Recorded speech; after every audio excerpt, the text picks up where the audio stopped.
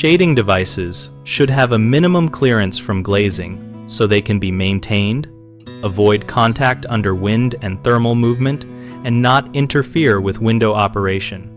For operable shades, provide 3 to 6 inches of clearance between the leading edge of the shade and the glass to allow access for cleaning and to prevent rubbing during normal wind gusts. When using operable louvers or adjustable blades, give larger clearances because the mechanical travel and tilt can require more headroom and side space. A practical rule is to increase the gap to 6 to 12 inches depending on louver depth and range of motion. Always check the worst-case wind-induced deflection of the assembly and add a safety clearance of at least 1 inch to prevent contact with the glass. Measure deflection by estimating wind pressures for your exposure category or using manufacturer data if available. Account for thermal expansion of metal frames and brackets by allowing sliding or elongated slots in fixings and by choosing a clearance that accommodates expected length changes over the local temperature range. For example, a long aluminum rail may expand several millimeters in summer heat.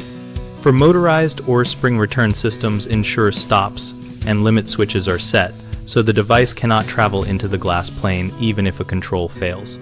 Test manually and electrically before commissioning. Finally, inspect and document clearances during regular maintenance so paint buildup, sealant, or debris do not reduce the designed gap over time. Common problems include shades that rub the glass when wind pushes them forward, which is solved by increasing the forward clearance and adding a simple friction or mechanical stop so the shade cannot reach the glazing. Another issue is restricted cleaning access when clearances are too tight, which you prevent by designing the gap for human reach and using removable or swing-out brackets for easy service. A third frequent concern is thermal or mounting movement that brings the assembly into contact with the window. Mitigate this with slotted fixings, expansion gaps at ends, and by specifying brackets that allow slight rotation so the device can move without forcing against the glass.